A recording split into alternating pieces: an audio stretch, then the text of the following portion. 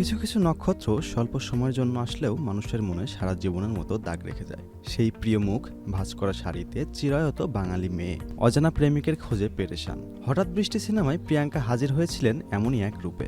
বাংলা সিনেমায় তিনি নক্ষত্রের ঝলক নিয়ে হাজির হয়েছিলেন।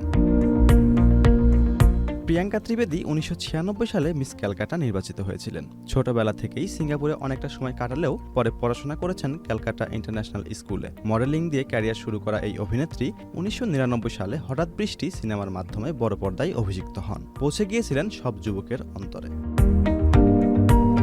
ওপার বাংলা এবং এপার বাংলা মিলিয়ে সমানভাবে জনপ্রিয় এই অভিনেত্রী 2002 সালে জিতের সাথে সাথী সিনেমায় অভিনয় করে সকল দর্শকদের মধ্যমণিতে পরিণত হন। দুই বাংলায় ছড়িয়ে পড়ে ও বন্ধু তুমি শুনতে কি পাও শিরোনামের এই গানটি। এই সিনেমার পর রীতিমতো তোলপাড় ফেলে দিয়েছিলেন তিনি।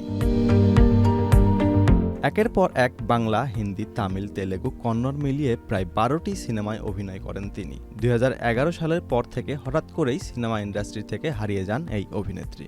সবাই এক প্রকার ভেবেই নিয়েছিলেন তিনি হয়তো আর অভিনয়ে ফিরবেন না।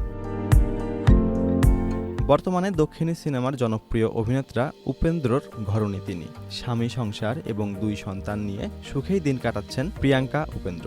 বাংলা সিনেমা থেকে হারিয়ে গেলেও দক্ষিণী সিনেমায় কাজ করে যাচ্ছেন এই গুণী অভিনেত্রী। সম্প্রতি 2022 সালে তিনি তার 50তম সিনেমার ডিটেকটিভ টিকশানার ঘোষণা দিয়েছেন। এই সিনেমায় তিনি একজন গোয়েন্দা চরিত্রে অভিনয় করবেন।